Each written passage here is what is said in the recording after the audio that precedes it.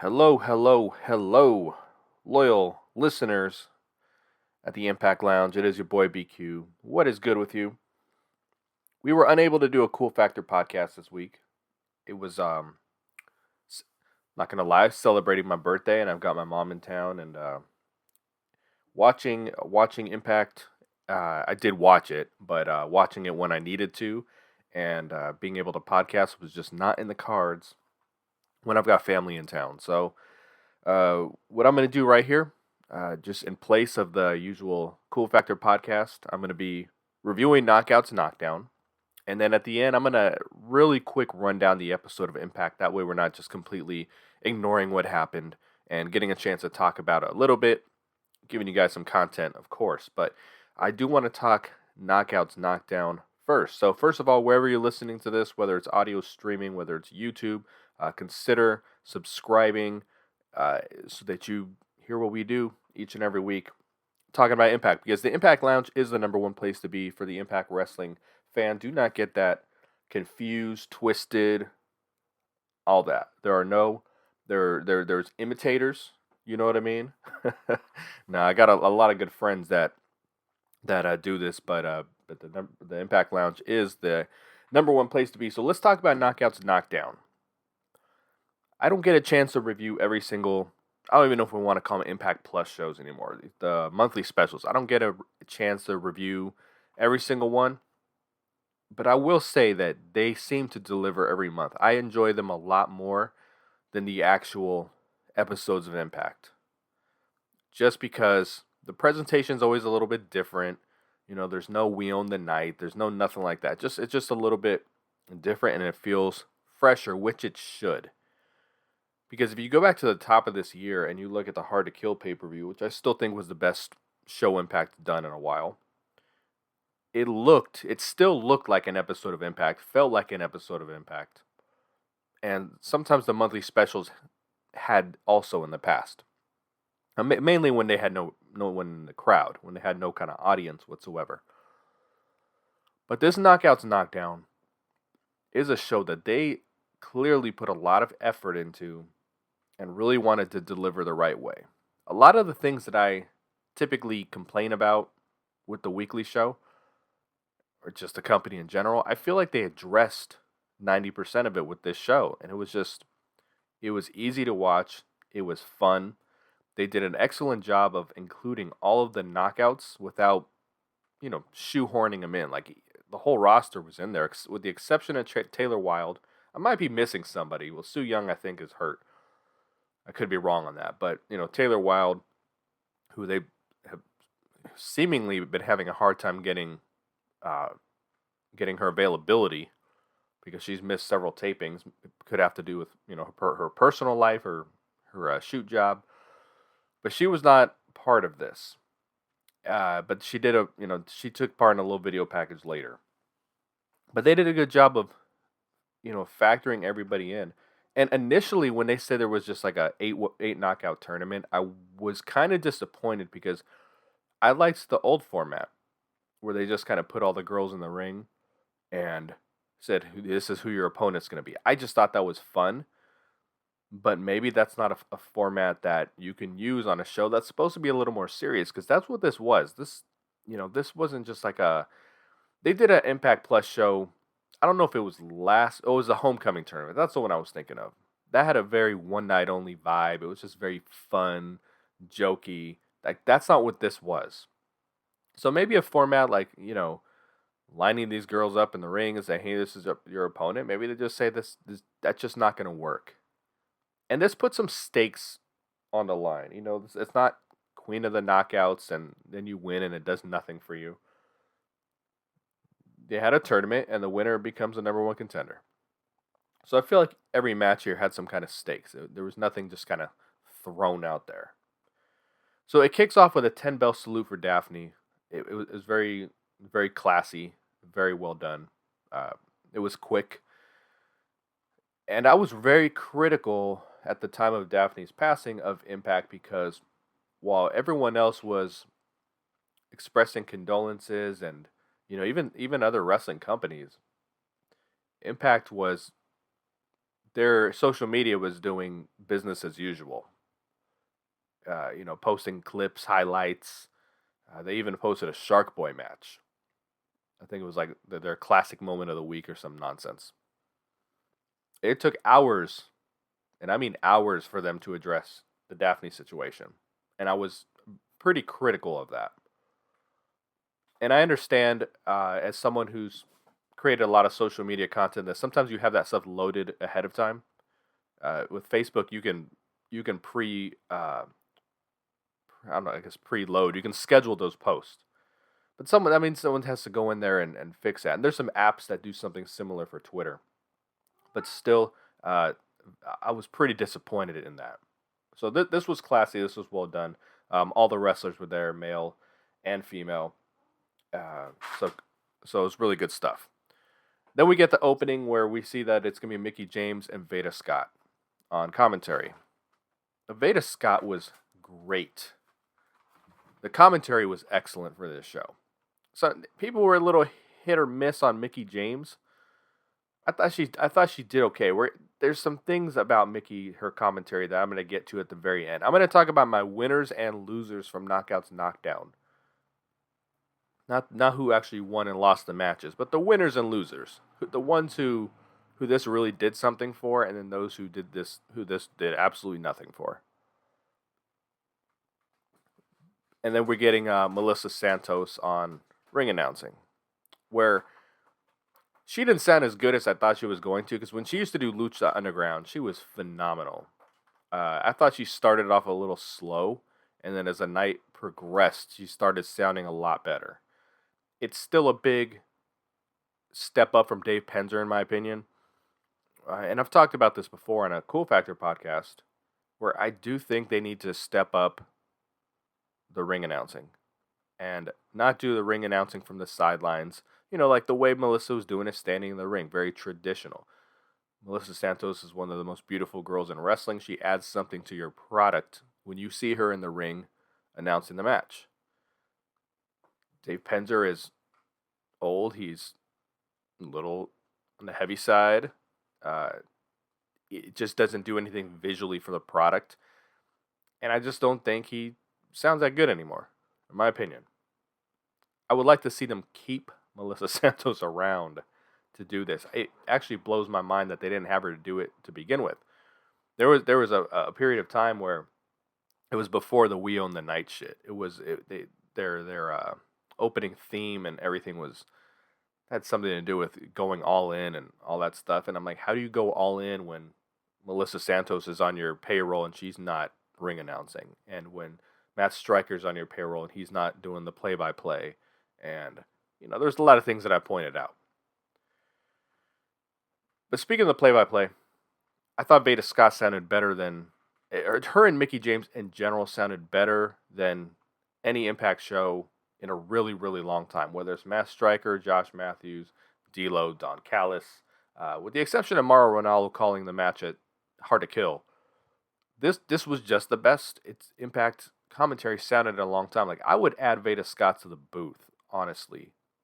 Not so much, to replace anybody, but as a third person, it could work. I'm not a big 3-person booth guy, but it can work, as long as you don't have 9 people like AEW does.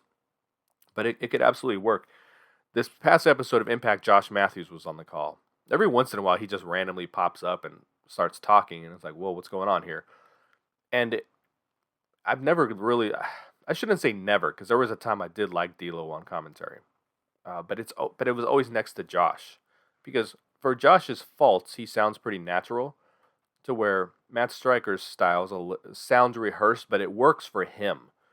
But when you put D'Lo next to him, who sounds rehearsed, and you got two guys sounding rehearsed, it sounds horrible.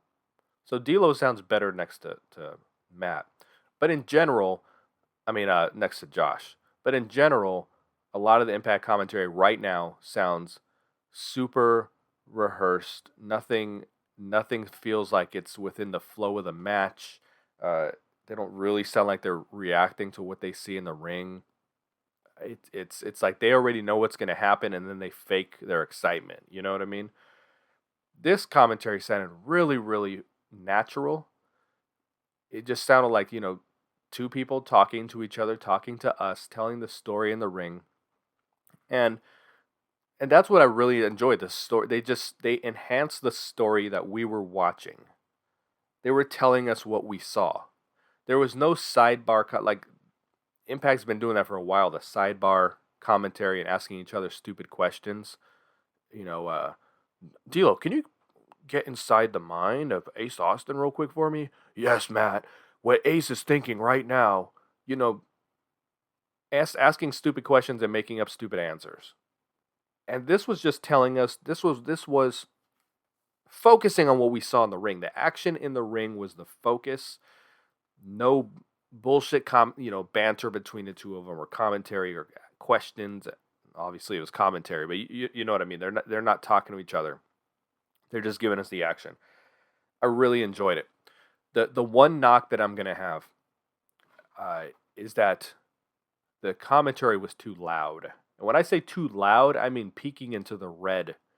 It was you could especially hear it in Veda Scott. It was distorted. I had to turn the volume down a lot more than I normally would an episode because maybe some people don't hear that. My ears are kind of trained for that. For doing audio engineering and editing for years. But that was a knock I had on it. So we get into the first video package, and then we're going to talk about my only other real knock on the show.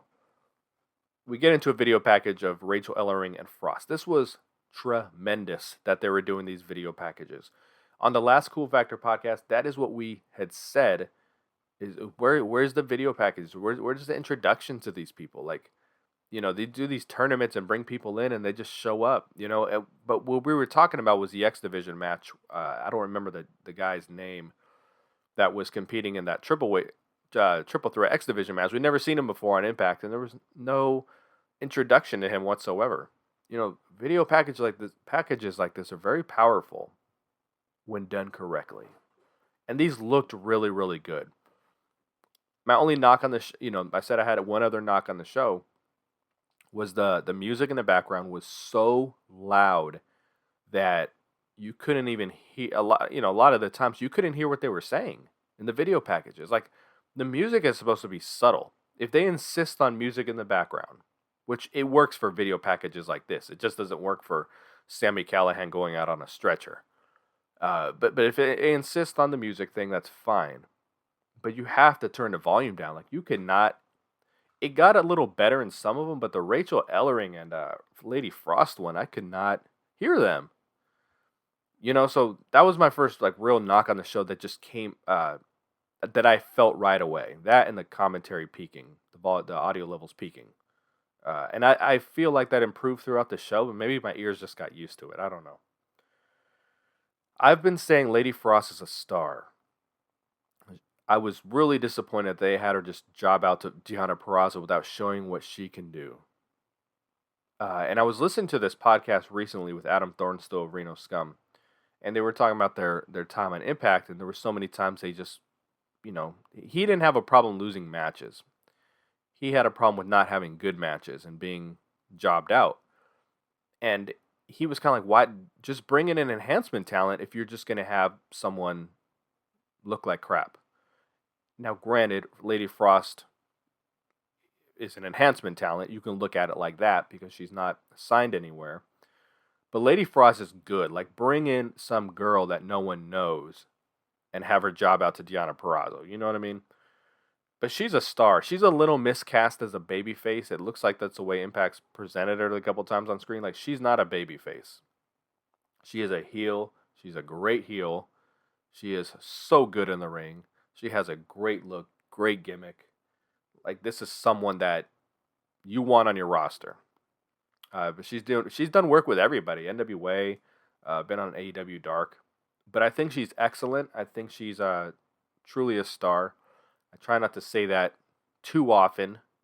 But to me, she's, that so that my words have a little more impact. But I think she's a star. I think she's incredible. Rachel Ellering was, prior to coming to Impact, probably one of my favorite women on the scene for a while, and then she went to NXT, and I don't watch that product, so I kind of lost any real connection I have to her. She's come over to Impact, has a great theme song in my opinion, and she's reminding me of why she was one of my favorites. And she became one of my favorites because I watched a match between her and Tessa Blanchard on a Rise pay-per-view, and it was just one of the best women's matches I'd ever seen. It was kind of unfortunate. It was just on a Rise show, not Rise, a Shine. I'm sorry, it was on a Shine pay-per-view. So this match right here was really good, a really good opener, and I thought it really, I thought it told a good story, and it set up. Rachel wins the match. It set it set her story up for the following matches when she was holding her ribs, I believe it was, and that was able to play into the next round of the tournament. So I thought that was just very good storytelling on the part of Impact, and whoever agented these matches, I would imagine is Gail Kim. I don't know if Madison Rain still helps with all that, but just tremendous job. Just the whole show. This was just a great show, guys. There's no way to there's no other way to spin it. You cannot say this was a bad show if you were watching this. But Frost versus Ellering was a great opener, and it kind of let us know that these women were going to get some time. The next match was Chelsea Green versus Renee Michelle. Renee Michelle's shown up a couple times on the program. The video package was good for her because previously when we saw her on the show with Killer Kelly, they just showed up and wrestled. That Knockouts Tag Team Tournament, the one with the Sea Stars were in. They just showed up and they just had matches. There was nothing, no introduction to them whatsoever. And she's another one. She's bounced around a little bit. She's done some AEW Dark work. I was hoping Impact was going to bring her aboard because I do think they need someone that looks like her. Just for the variance of how all the women look and all that. You just got to have a little bit of everything. And I thought she would be a good one to have around. Chelsea Green has really impressed me since returning to Impact. I think she just looks great. She has fine-tuned her character so much. Like the Laurel Van Ness stuff was great, but she's just been really good upon her return. I was positive she was going to win this thing. She won the NWA one, which I thought she was going to win that as well, and she did. But I really thought she was going to win this too. I thought she was going to, and she was supposed to do the Ring of Honor tournament. I thought she was initially going to win that as well when they announced her for that. Like, I was kind of under the impression she was just going to be like this tournament queen and just, run rampant through every company she decided to wrestle in. I really enjoyed this one as well. It wasn't as good as the opener. I thought Renee Michelle looked pretty good. I knew she wasn't going to win a match. I knew Chelsea Green would win. I do want to say, I feel like the unprettier. And I do want to say, Rachel Ellering winning with the Boss Woman Slam earlier, pretty much the same as Jake Something's finisher. It's a little different, but that's something I've been going out of my way to point out lately. Is everyone has the same finisher? It feels like, but let's go back to Chelsea Green, who shares a finisher with Christian Cage. The unprettier to me is a really dangerous looking move. I think when Christian Cage does is the kill switch, it's one thing, but when Chelsea Green jumps up that high, it looks really dangerous to me. It gives me these flashbacks. There was this match in the 80s. It was you can find on YouTube if you look up Marty Jannetty paralyzes a guy. So Marty Jannetty's hitting his rocker dropper, and the guy, I think it was the guy's fault. I don't remember the story exactly. He goes for the rocker dropper, and the guy, and if you don't know what that is, MVP used to use that finisher. I think it's like the Playmaker or something along those lines. So he goes for the rocker dropper. The guy jumps and spikes his head down into the mat, and you see that he can't move anymore. And then I think Marty Jannetty might do a top rope move, and then the guy doesn't. There's no movement whatsoever, and he was paralyzed. And this worries me with the way Chelsea Green does this move. Now she knows better than I do. I don't wrestle. I've never done the move, taken the move, but I would imagine if you put yourself in that scenario of having to take that move, you would think it's just safer to just drop straight down. So I don't know. You guys may or not agree with me on that one. After that, we got Brandy Loren versus Mercedes Martinez, and they did a video package. Brandy Loren didn't talk. This wasn't very good. It was a squash, but that's okay because sometimes you need that on a show. Uh, you can't go balls to the wall AEW on every single match on your card or your pay per view. Sometimes you need something like this to break things up. It's it's why you go to the ice cream store and you don't just see vanilla in every single bin. You have every flavor in there because sometimes you don't want vanilla. That was a knock I had on Ring of Honor. I felt like I was eating a tube of or a tub, excuse me, of vanilla ice cream for 3 hours. Nothing, no variance in the show whatsoever. So when you have the roller coaster, the peaks and valleys, that's good. It's a good way to consume content.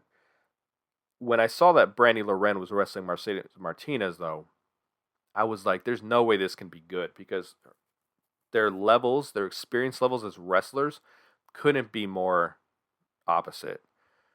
I like Brandy Loren a lot. I think she's one of the most gorgeous women in wrestling. I've always kind of liked her, but she's always been pretty green in the ring. And Mercedes Martinez is as good as it gets. Now I talk about the team that edits the show. They misspelled Mercedes with a Z, with double Z's, so Mercedes Martinez, Z's at the end. A lot of people caught this on social media. I've already pointed out three things in this show with this team that edits the show. Is the misspelling of her name, the music being so loud you couldn't hear them speaking the video packages, and the audio levels peaking on commentary. So that's three things here. I've continued to point out the issues with the way this show is edited, and I know that's it's getting to the point it's angering some people who work within the company, or maybe anger is a strong word, but I don't think people agree with me on this front. But I think it's continually proven itself every episode. There's just something that looks or sounds like crap. But Mercedes Martinez wins in the squash. So then we get Tasha Steelz versus Jamie, I think it was Senegal. That's how she pronounces it. I was a little familiar with Jamie Senegal from the NWA Empower show. She was in the. They kind of do. It was like it was an invitation. It was kind of like the Impact Gauntlet. I think it was done the same as a Gauntlet. Actually, I think there was a fall at the end, but I don't remember. She was in this match. She didn't last very long, and that was my only real exposure to her. I didn't know she had any kind of, because I was kind of confused why she was added to this. I was like, of all the wrestlers out there that you could have used for Knockouts Knockdown, like this was a weird inclusion to me, especially with the ties to Mickie James, who just did Empower, and you could have gotten Santino's daughter, who just did Empower, who, when I say one of the most beautiful girls in wrestling, like, see her in person, folks. There was several other names there. I mean, that just Mickie also, Sky Blue. I'm trying to think of some other off the top of my head. There was a lot that she had access to. So this was weird to me that this was the who they went with, but they really played up her ties to Daphne. So I get that. If there was that connection between the two of them, then totally understood. If that's what they wanted to do and felt was appropriate, all good. But she took on Tasha Steelz, and Tasha was a star this episode, folks. I put here, this was her best match that we've seen out of her. She has grown so much since Fire and Flava. I thought Fire and Flava was a good team, and I thought I didn't know what Tasha Steelz could do as a singles competitor because all I knew was her as a singles in NWA, and it didn't click even a little bit. If you're familiar with her work there, it wasn't her work, but her gimmick just didn't fit the show. Um, she didn't stand out. So I don't know what to expect from her. And I mean, yeah, technically she has Savannah Evans, but they haven't really established themselves as a tag team. She's still a little more like a single star. And she's really blossoming and really shining. And I put that this was her best match. Stay tuned on that. And then she wins with a blackout crucifix bomb. And I want to say also on the commentary side of things, like Veda Scott was calling the finishers, calling the moves, which is something that Impact commentary has not done a whole lot. But no, I've gone into my little spiels and my rants of people using the same finishers and having the same finishers. Like Tasha Steelz, she does the frog splash, the cutter.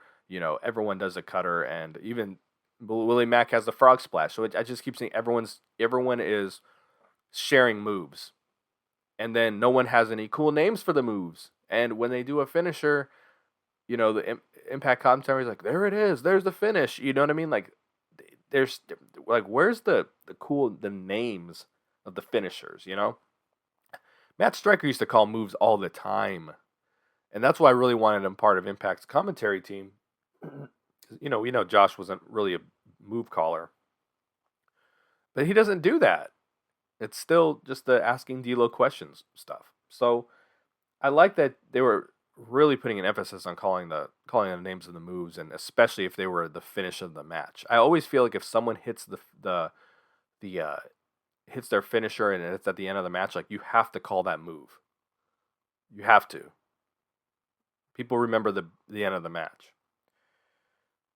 So he hits blackout crucifix bomb. I don't know if this is going to be a new finisher for her. It seems like she has a few ways of winning matches, which is nice. I always like when people have multiple finishers, because now when I watch Tasha Steelz wrestle, she's either going to hit the blackout crucifix bomb, she's going to win with the frog splash, or the cutter, which she calls the occur, which I can't say. If you can say that, I'm very impressed. But I like when someone has multiple ways to win, and Tasha Steelz does. So she's not going to have to win with small packages. You feel me on that? So Tasha wins. She beats Jamie Senegal. Deonna Purrazzo has a match with Masha Slamovich. Now, Lewis Carlin, who had done some work previously for the Impact Lounge and has the Alliance Pro Wrestling Network, he has sworn by Masha Slamovich for a long time. I remember he sent me a text one time saying Impact needs to sign Masha Slamovich. I was like, who? Like the Snoop Dogg gif? Who? Like, I don't know who that is. And then I saw her at NWA Empower. Thought she was pretty decent. And, I even told her when I was doing the meet and greet, I was like, yo, my guy Lewis swears by you. This girl can go. And they say she's like the Russian whatever, and she speaks perfect English. So I was like, does she have a fake Russian accent? Is she like Lana? And then they do the video packages, and she's just going off in fluent Russian. And then she speaks. So who knows what her ties are exactly? I mean, you can, hey, take a guy like me. I'm 100% Puerto Rican. I know I sound like I'm white, 100%. But I clearly sound like I'm not. So maybe she was born there. Maybe she's just full blooded. But she speaks the language perfect. So I'd be curious to know her backstory.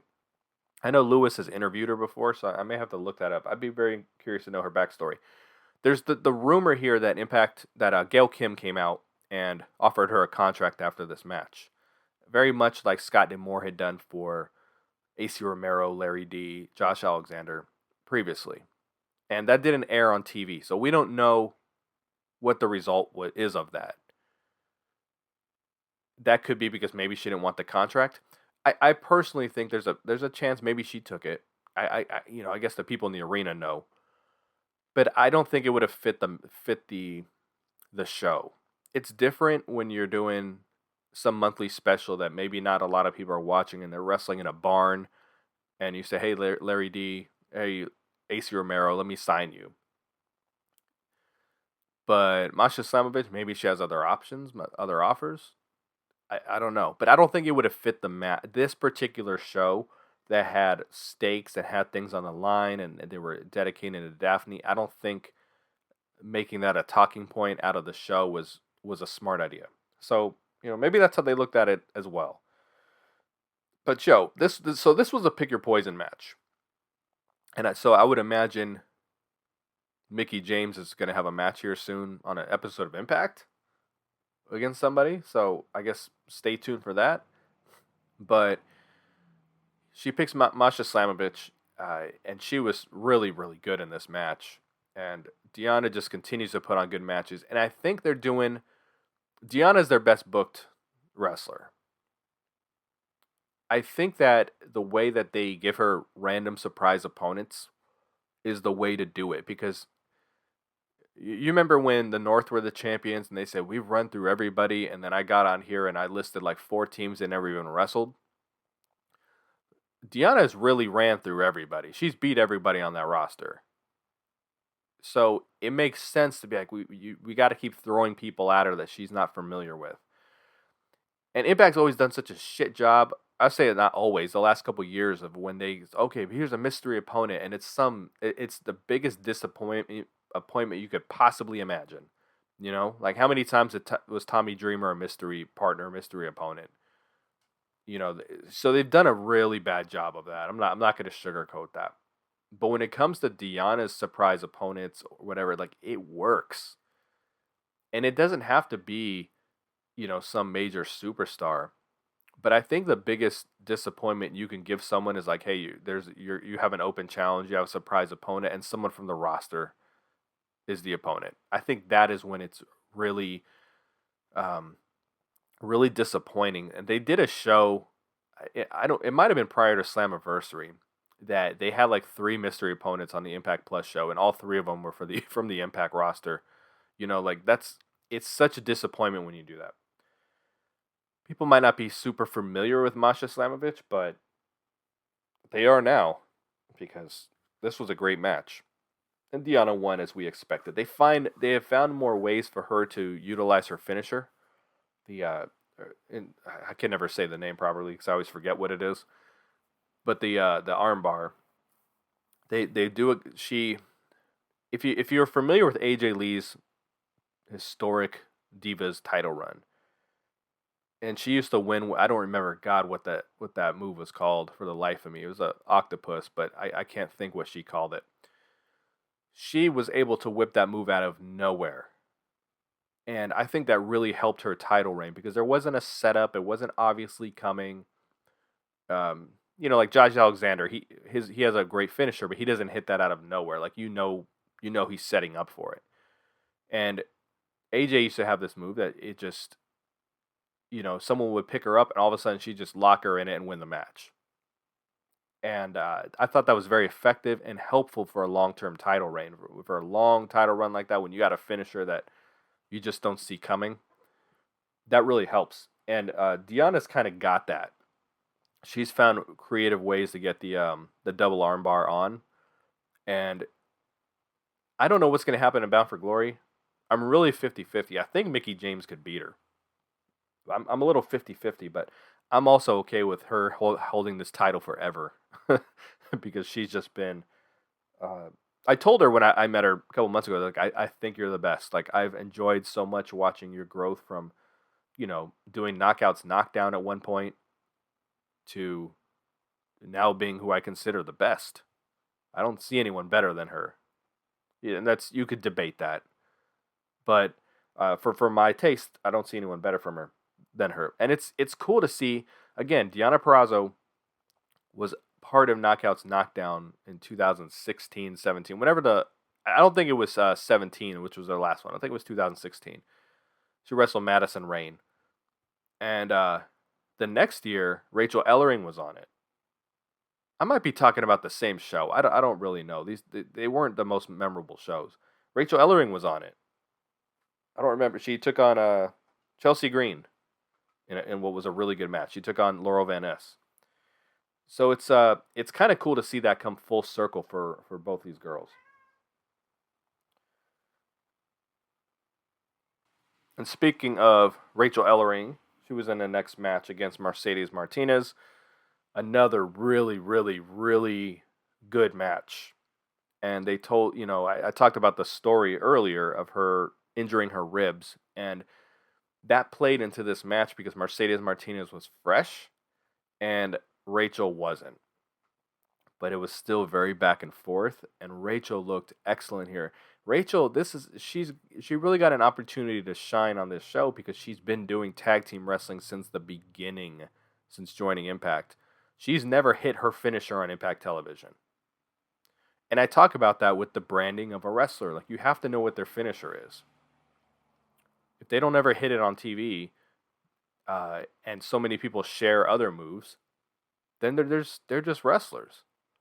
You know, you have to people have to know what your finisher is, in order to, just in one of my opinions that I like to spit out there, to really get into a match, you've got to know what move they're trying to hit to try to win the match.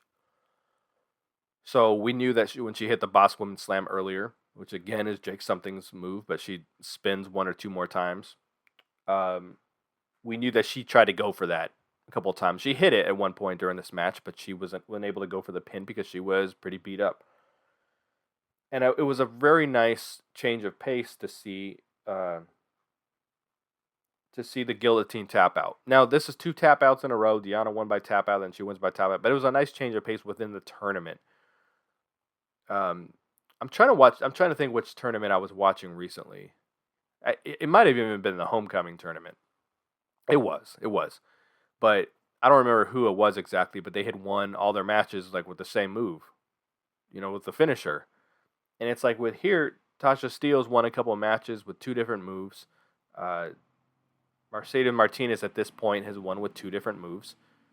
And, we'll talk about the final match here in a bit, but it's variance, Everyone's talking about how much they like this show.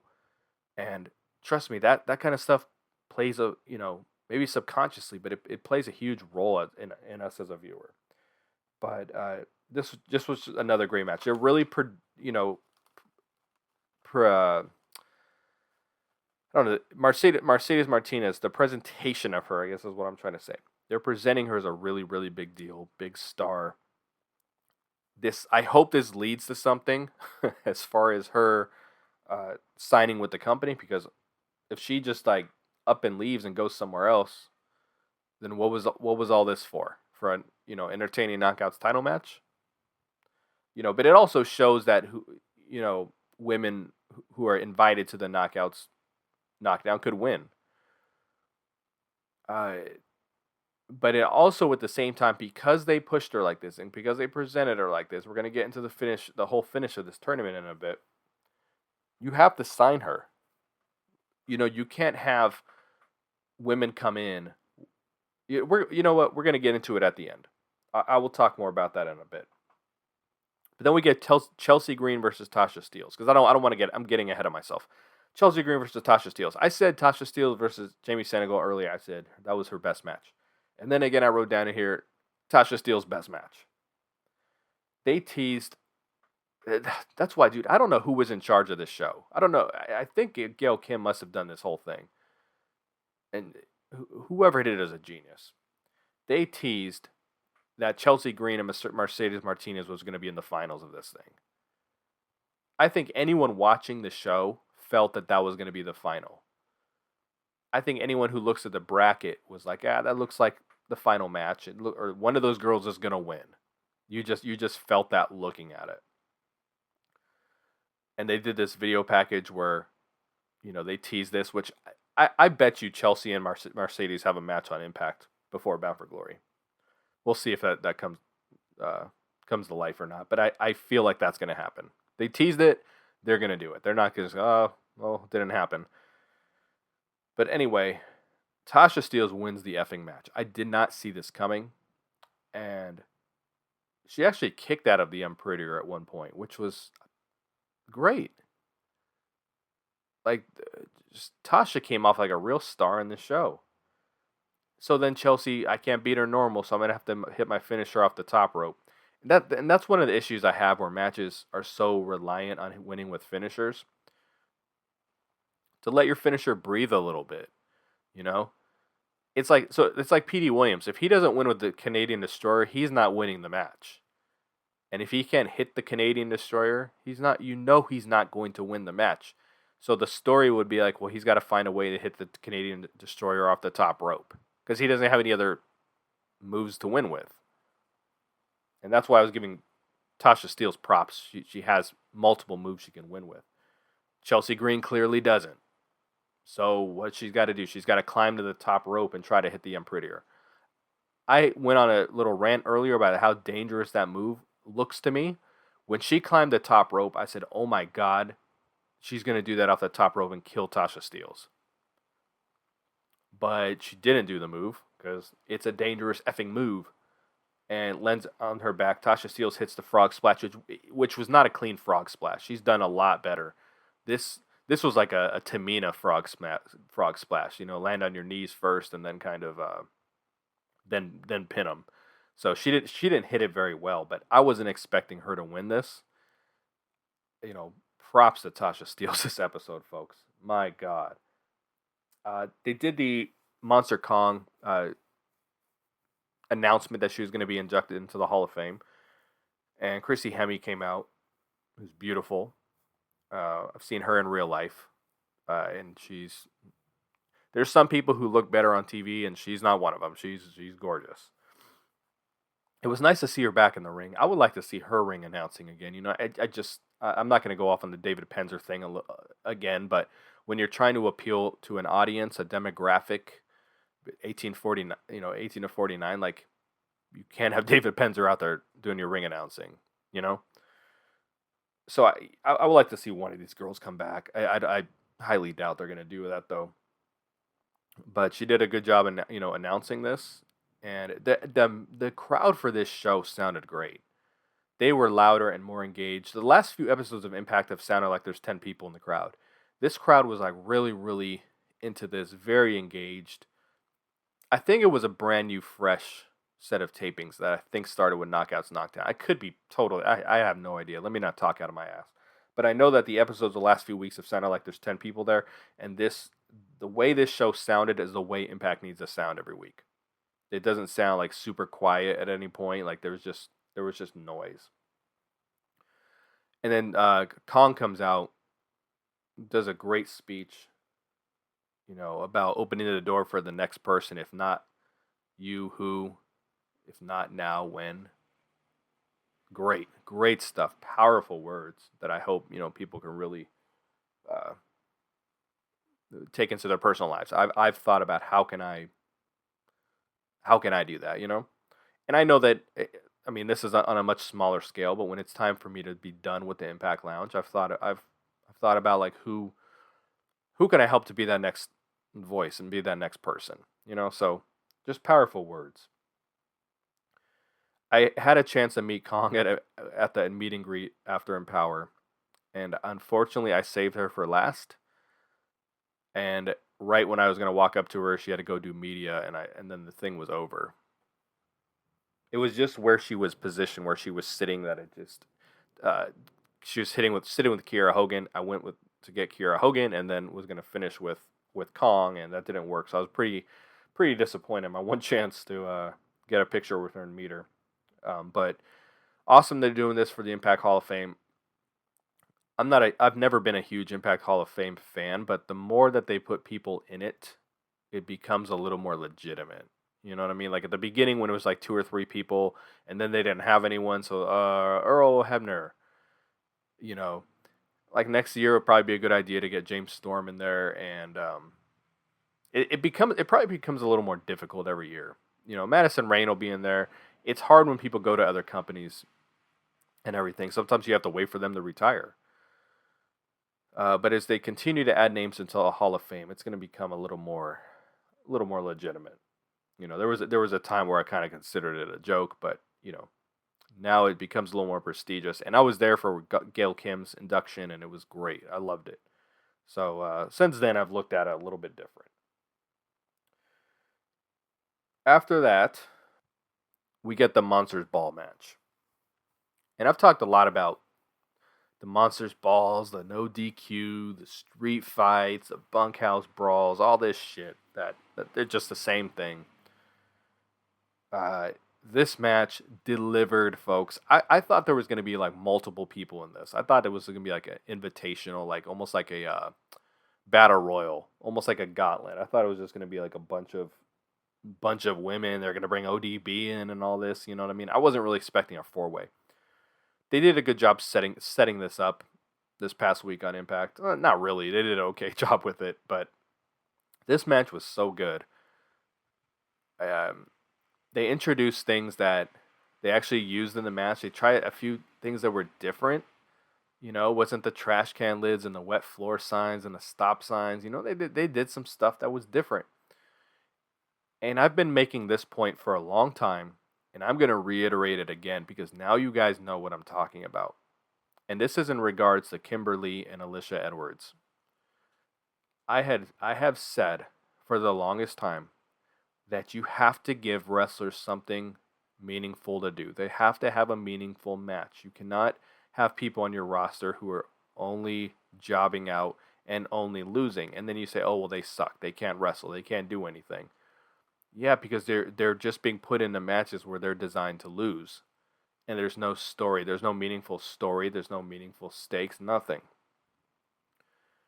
This match here, granted the winner wasn't going to move on to anything, but because it was a high profile match for the show, because it was, you know, in honor of Daphne, who was in the first Monsters Ball match with Taylor Wilde. I thought they were going to try to get Taylor Wilde. Obviously, she just wasn't available, so they couldn't get her into this match. She probably would have won this match if she was in it. But because there was stakes, and because they had to put on a good pay-per-view style match and not a TV match, Kimberly and Alicia Edwards went out there, showed what they could do when there's a story to be told in a match, not just going out there to lose, and they looked amazing. Alicia looked really, really good, but Kimberly was the star of this match. The bumps that she took, and I mean, just when they had Alicia take the candlestick wrapped in barbed wire and doing it to Kimberly's forehead, like, yo, that was the moment of the match right there, and she got color, all while she was in that gimmick too. A big fail here was that the match graphic for this was Kimberly in her normal clothes, in her normal wrestling outfit. Like, what a head slapper! Like, what are you doing? I don't understand that at all. But I really had fun watching this match. And Savannah Evans wins it. They didn't go with the obvious, like, let's have Jordynne Grace win. But when Jordynne Grace slammed Alicia onto the weight, even when Alicia picked up the weight, like, there was just moments I was like, this is great. You know, many of them took falls into the tacks. I talk a lot about finishers, right? Do you know that Alicia's finisher is the flatliner? And now if you think about it, like, oh yeah, she does go for that in matches, but she's never won with it. She's only won with it once in the history of Impact Wrestling against Laura Van Ness on a one night only show. In the history, remember, it's my favorite knockout, so I know. One time. But anytime she hits it on Impact, it always comes off as a transitional move, which is really weird. But, you know, she did do it in this match. Onto Rachel, not Rachel, but onto Jordynne Grace, onto the text. It was weird that Jordynne Grace had her singles wrestling outfit on instead of her tag team one, but this was good, and Savannah Evans won. She's a little green, but she looked impressive. She was the right person to win. Her and Tasha looked real strong after this. The two of them, you know, they really elevated them. And then we get the final match of the night, the final for the tournament, I should say. This is Tasha Steelz versus Mercedes Martinez. I wrote down again, best match for Tasha Steelz. Now, I probably enjoy the match versus Chelsea Green more, but, yo, I'm going to keep hammering home. Like, Tasha Steelz was a star of this show. No way around that. You knew Mercedes Martinez was likely going to win this thing. And she did. She went back to her finisher that she used in the opening match, but it worked because she won with the submission move the match before. You know, she didn't hit the same move to win every single match. The match ended a little abruptly for me. I didn't know that was going to be the finish. I thought it was going to go on a little bit longer. And I'm probably going to rewatch this match to appreciate it a little more. Sometimes when I'm watching a pay-per-view or a show and it gets later in the show, I'm kind of start checking my phone and stuff like that. So I'm probably going to watch it to appreciate it a little bit more. But Tasha just left here looking good. And, I said I was getting ahead of myself earlier. So let me get back to this with Mercedes Martinez. If you're going to bring someone in and she's going to win the tournament, you you have to sign that person, right? You have to make that person a part of your long-term plans, right? Wouldn't that make sense? Because if it's not, it doesn't make being invited to the Knockouts Knockdown prestigious. Because if you look at some of the last couple ones, they brought in Rachel Ellering at the time. They brought in Santana Garrett, Leva Bates, and then you feel like if you're coming to the Knockouts Knockdown, you're supposed to be competing for a contract, right? But then you bring in these girls who have no interest in signing contracts just for the sake of a name, and it makes it look bad. So Alicia Edwards won her contract at Knockouts Knockdown, if you guys remember. They didn't do a Queen of the Knockouts. They did the man, what did they do? It was some kind of multi-tag match where the winners, I think they split the winners up into two teams, something like that, and they were going to award a contract. And I think Santana Garrett actually won the match, and they presented the contract to Alicia. Like, it made no sense in the totality of the match. But when you're bringing in girls who don't want to sign with the company, that's what the result's going to look like. So I don't know what the future is going to be, but I'll say this was probably the right person to win the tournament. Her or Chelsea would have worked, because you can put her in a match against either Mickie James or Deonna. It doesn't give away the winner of the match either. I'm gonna lead towards it being Deonna, with Mercedes being a babyface, and Mickie James, I don't know how much wrestling she's gonna do for Impact. So I'm gonna lean towards Deonna. But Mercedes can wrestle any of them, either of the two of them, and that's why this worked as a winner. It was, gosh, this was all laid out so well. I can't. Oh my God. So the final match of the evening was the Influence versus Decay, tag team title match. I thought the Influence was gonna win. I'm not gonna lie to you. I think they're a great team, a great gimmick. I don't think they should be losing, especially this quickly. But because they did hit their finisher, which was the collab, and then the ref wasn't looking, I'm going to imagine there's going to be a rematch coming here. I'm going to go out on a limb and say the rematch will be at Bound for Glory, and there will be a third team involved. I don't think they're going to do this match straight up. Impact, that's one great thing about Impact. They do not do rematches at pay-per-views. If you see the show on TV, you don't see it again at the pay-per-view. There's always some kind of wrinkle in it. We're not going to see like Rich Swann and Willie Mack. Well, I mean, we already know they're in the gauntlet. But you're not going to see Rich Swann and Willie Mack versus Brian Myers and VSK, for instance, because we already saw it on TV. So that is one good thing. Like WWE, they will give you the same exact match at a pay-per-view that you saw the last 3 weeks in a row on Raw. So Impact doesn't do that. So much respect. So I do think there's going to be a rematch, but I think there's going to be a third team. The match was okay. There's really nothing exciting to say about it. I like that the tag teams dress alike. They have the same color. I hate, dude, you don't understand. I hate when tag team, they come out, they're dressing different colors and all that. I don't understand that. And the Influence they're both wearing like the emerald green, but the designs were different enough to where they both had their individuality still. You don't have to dress like Bret Hart and Jim Neidhart and look exactly the same, the Killer Bees or British Bulldogs, but wear the same color and at least some semi-match. And they've been doing that. The teams have tag team finishers. They're doing great with the Knockouts tag team division right now. And I didn't say that about 2 months ago. I was like, this stinks. But they are little by little doing a really good job of establishing this division. They need some more teams, obviously. Help is on the way, it looks like. But looking the same, having finishers, gotta do it. Gotta do it, gotta do it, gotta do it. But Decay won this match. Again, I was shocked that they won. I don't like Decay's finisher.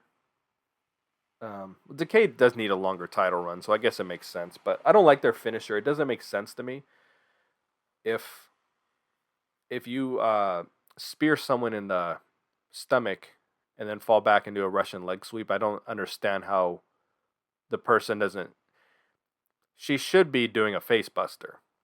She should be getting speared, and then Havoc should be doing a face buster, falling forward. When you do the spear and then the person falls backward, that doesn't make any sense. They're catching the inertia of the spear, the energy, the forward momentum of the spear. I don't know if inertia is the correct word. The forward moving energy of the spear. They're taking that contact and then falling backwards. So in all actuality, the spear shouldn't hurt. That portion of the move should not hurt. I've done a lot of combat training and stuff, and it's like if someone punches you in the shoulder, for instance, I'm just throwing something out there, but you move your shoulder back, you're taking a lot less of that impact. You might feel nothing because the move is designed to hit your shoulder that's not moving.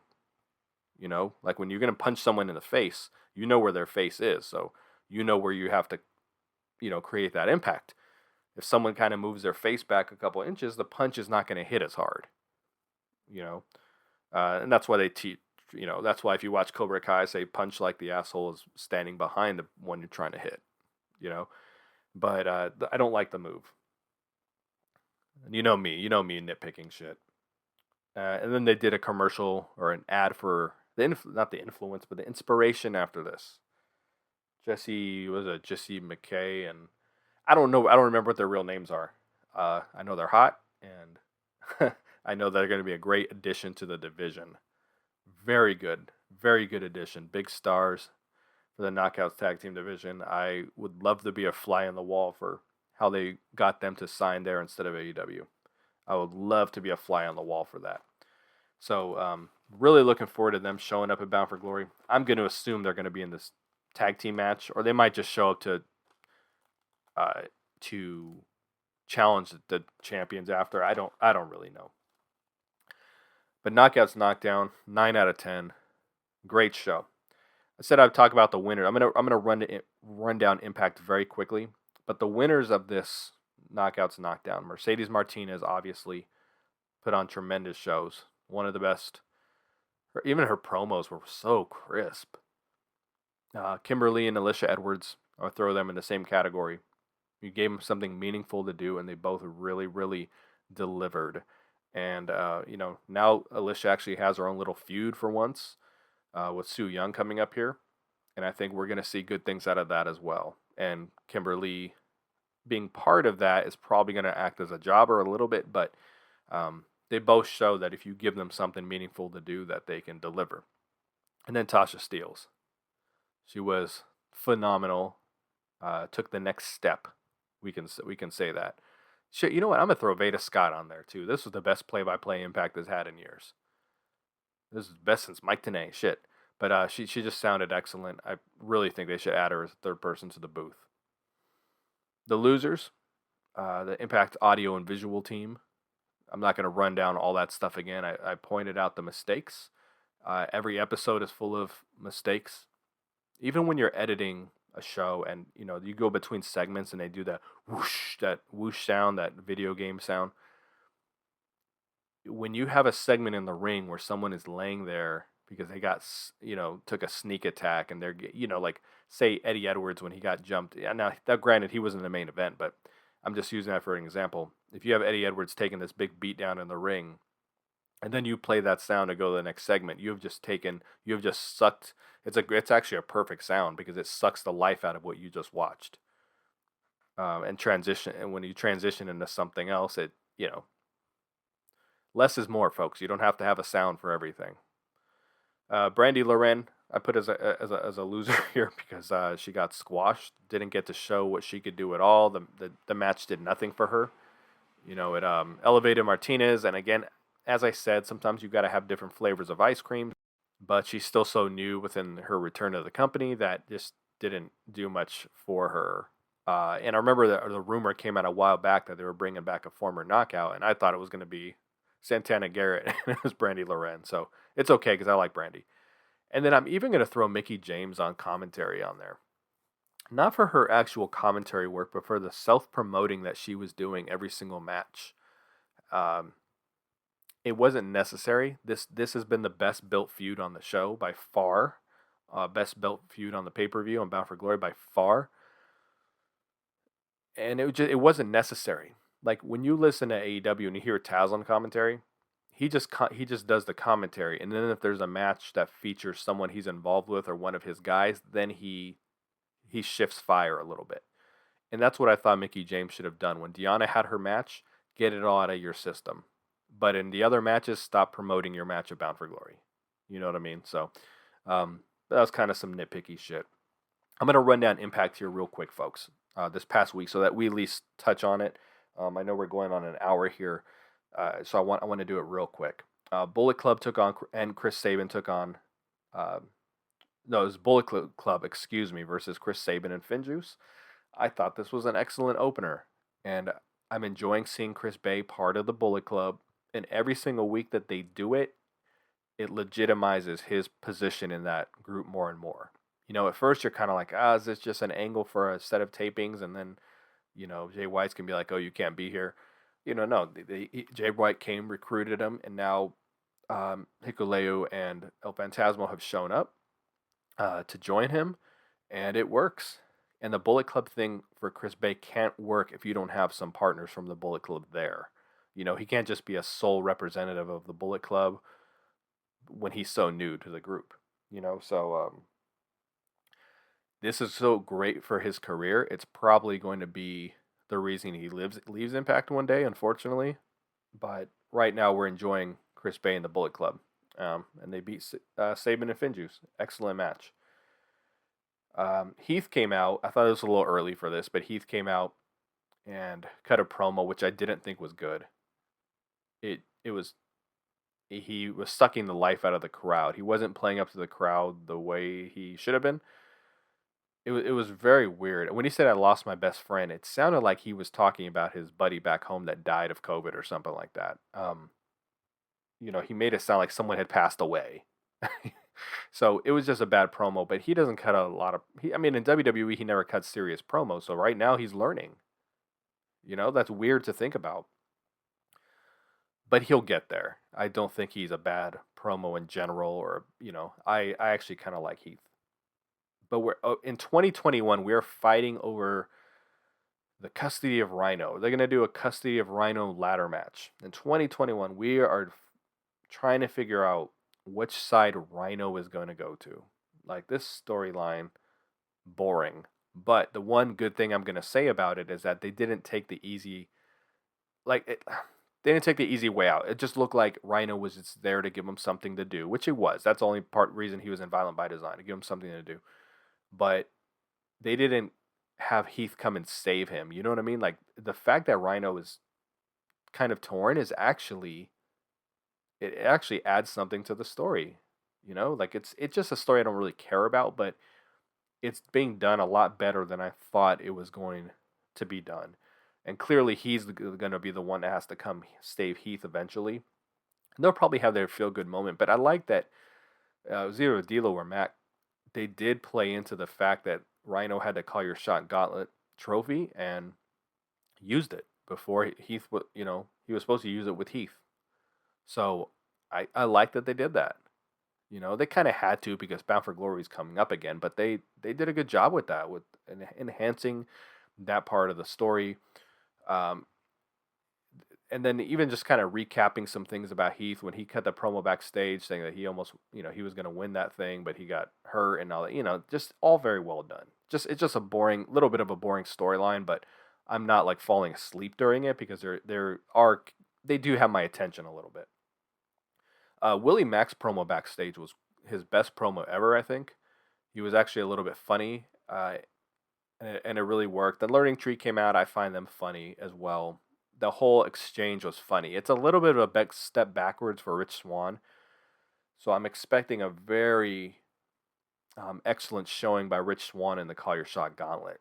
I think he could win it, but if I had to take my guess, he'll be the last person eliminated. But he's going to need a good showing because right now they're just playing up to something with the learning tree, which I don't understand that.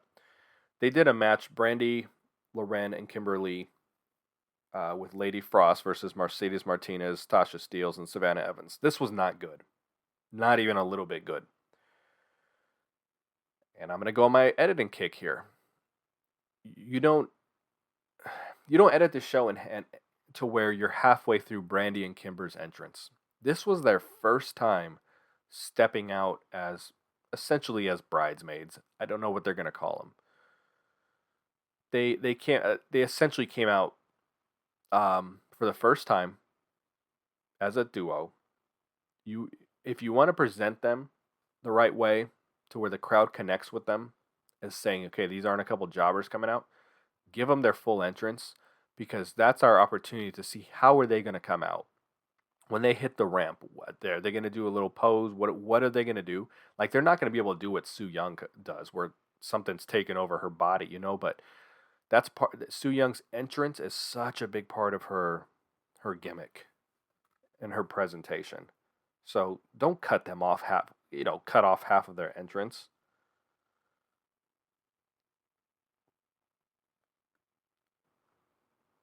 And then, I already kind of mentioned this. Lady Frost, she got a jobber entrance, number one. Someone who has a great entrance gets a jobber entrance. And then she's, again, kind of miscast as a babyface out there. The teams didn't make any sense on paper. Frost, the babyface, was with Brandy and Kimber, and then Mercedes, another babyface with Tasha Steelz and Savannah Evans. Both heel tag team. I don't know. This was bad. This didn't do anything for anybody. It was just bad. I don't even know who won the match. I know who won the match. It was Tasha Steelz and Mercedes Martinez, but the match did nothing for anybody. Alicia Edwards comes out after, and this is a problem with recording so many things out of sequence, is that her husband just got his ass kicked last week. Swingerella number 3 was kidnapped like 3 weeks ago, and Alicia came out pissed, like a ball of fire. I mean, was she just letting it snowball for 3 weeks? Like, most likely this was supposed to be done right after it happened, the next episode. That's what would have made sense. And remember, I was saying, wow, what a missed opportunity. They could have given Alicia her own storyline for the first time that wasn't being Eddie Edwards' wife, even if it was silly as them kidnapping Swingerella number 3. But that gave Alicia something to do, and maybe they're going to bring her partner in off the indies, because she's about to take on 3 girls by herself. So it'll be interesting to see what they do here. But I thought her promo backstage when she was yelling and the stuff to Gail Kim was really good. Like, her acting has come a long way, but I thought this was just the best she has come off in a long time. And it felt so fresh because it wasn't Eddie Edwards storyline stuff. Now, it's weird because Eddie Edwards did get taken out. So, I mean, but this was clearly just out of sequence. So it was really weird that she would come up. I mean, she came out pissed, folks. Like, how can she be that mad 3 weeks later? And they set up the Monsters Ball match. So, it was fine. They're clearly not going to do Alicia versus Kimberly one-on-one at the show, which we might get on an episode of Impact. They deserve to, if they do that, they deserve to get a little time after the Monsters Ball, but they'll probably get 3 minutes. And it was weird that she wanted to wrestle Kimber between her and Brandy Loren, Like, I don't know why she singled her out. The All About Me stuff, I like All About Me. That shit's funny to me every time. I know there's some people that say this is the worst thing they've ever seen in their life. The camera angles are really cheesy, but aside from that, like, this shit is always very funny to me. And even though I don't like Rosemary in comedy roles, I thought she was funny when she took over the seat at the end. But whenever when Tennille's like, okay, that's all the time we have for today. Like, I just always find that funny. Like, that's just her way of trying to get out of the situation. So, I was cool with it. Moose and Morrissey cut a backstage promo, which they're one of the best things about Impact. It's too bad that they're just going to be in the Call Your Shot gauntlet, but they're two of the best things about Impact. This team is amazing. So they really got. I really hope they find a meaningful feud for these guys, because they're going to have to do something to keep them strong until Sammy comes back. So I think they're going to win the titles at one point. I really do. But they could probably do something good against the Good Brothers here, which I'd have a lot of interest in watching. The Black Taurus, he had a triple threat match for the X Division with Petey Williams and Steve Macklin. Steve Macklin finally got the clean, decisive victory that he has needed. They say he's undefeated, but he's only undefeated versus. I mean, he is undefeated, but it's like against a bunch of jobbers. I got my Steve Macklin shirt on right now, by the way. It's against a bunch of jobbers, and then when he wrestles Petey Williams or something like that, there's always shenanigans. Like this match, he got a clean victory. It was really good. Black Taurus always looks excellent. Um, I've always said Petey Williams is a step below Tommy Dreamer and a step above Suicide. That they just kind of use when they need him. But he's been doing actually some pretty good character work the last several months, where he's not just out there to wrestle. He had some angles with TJP and Macklin and all that, so it's been good. He'll probably be in the Call Your Shot gauntlet and hit the Canadian Destroyer. It was kind of cool seeing that on Black Taurus, but Steve Macklin won. Mayhem for All, called the name of the finisher, just like I say, so I can dig it. I like it. I really like that crosshair spear he does in the corner as well. Then Christian does an interview, and what I wrote down here was that there has got to be a better way to build this feud with Josh Alexander. Now, granted, they took a swerve, so had Kenny still been the champion, this would have been a really good build, inserting Josh Alexander, but because they had to start over, essentially, once they made Christian the champion, it's hard to adjust. But all this feud is people just talking. They're just talking back and forth, and then they're partners here and there. Like, there's got to be a more creative way. Look at the way Deonna and Mickie James have done this feud, have put this feud together. There was the Galloway and Lashley Slammiversary match years ago that the build was excellent. They never got their hands on each other on the actual episode of Impact. They were never around each other, and they found creative ways to build the match. And I always think with a main event, think about Austin Aries versus Moose. Some of these matches, they able to build it without the wrestlers ever being around each other. They find ways to do it. And here it's just like every week I'm gonna cut an interview, you kind of cut an interview, and then we come face to face, and the promos are good and everything, but it's just I feel like there's just got to be a better way to do this. Especially since Christian is likely going to lose. I don't think we're very invested. I think we want Josh Alexander to win, but I don't think anyone really cares that much who wins at the end of the day. They did a swingers. Then Christopher Daniels came out and he wants to challenge Christian for the title. So it's going to help. Christian does need to have a couple title defenses under his belt, so that it doesn't feel like he has a super short reign. He's just had Brian Myers and Ace Austin to this point, so doing a Christopher Daniels match would be excellent. It should help the ratings. They did a Swingers Palace segment. I don't know why they're still playing music in the background if it's shut down, because they're trying to. It's post-editing music, but they're trying to make it sound like it's music at the actual venue, which a venue is a broom closet for them. The Learning Tree took on Rich Swann and Willie Mack. I barely even remember this match. I just know that Willie Mack and Rich Swann dress the same now. They have a tag team finisher, so they're really starting. There's just a lot of attention to detail put towards the tag team divisions right now. I'm very excited about that. Very excited about it. It makes me very, very, very happy in the pants. As I said earlier, Rich Swann, I think he's going to end up probably at the end of the Call Your Shot gauntlet here. I wouldn't be shocked if he was the final three with Moose and Morrissey and finds a way to eliminate one of them and then the other one taking him out. That's what my assumption is going to happen. I could be way off, but he does need to shine in that because I don't know where this is going. If this is just, it's probably just building towards Swan and Brian Myers having some kind of confrontation in the Call Your Shot Gauntlet. That's all it really feels like they're doing.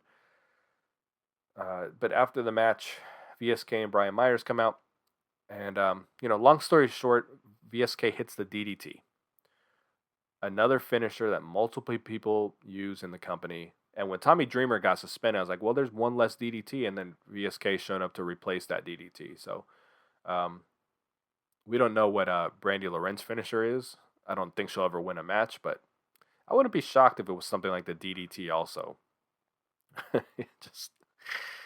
It's crazy. This finisher thing is bananas. Thank God they're introducing tag team finishers right now. Because, oh my God, folks. And then, the title, Ace Austin and Madman Fulton took on Josh and Christian in the main event. Josh and Christian win, of course. Good match. We knew they were going to win. Madman Fulton, any equation he's part of is going to lose. That's just the way it is, unfortunately, because I think he's capable of a lot more. I think people have been asking for more from Madman Fulton, and I thought they should have put him over Ken Shamrock at Bound for Glory years ago. Chose not to. That would have been huge. I think that was when he was inducted to the Hall of Fame. Like, if he would have beat the Hall of Famer instead of trying to give us some kind of feel-good moment that no one really cared about, we might be talking about him a little bit different to this day. Like that. Sometimes you need that one win, and you can build off that. But he has absolutely nothing to build off. I don't know where Ace Austin goes from here. There's only so many times you can give him title opportunities, and you can't just throw the X Division Championship back on him. So they're gonna have to find something very meaningful for him. Maybe it's gonna be a match with Christopher Daniels at the pay-per-view. That's the only direction I think they can go, and he has to win. He has to win if that's what they do. Because if they do that, he is going to be dead in the water, and he's going to be very hard to resuscitate. So that was my quick Impact rundown, folks. I really wanted to focus more on Knockouts Knockdown, but thanks for checking me out. Thanks for listening. We will be doing this again next week. The Cool Factor will be back in action, and that's what I got. Thanks for checking me out, guys. I'm out. Peace.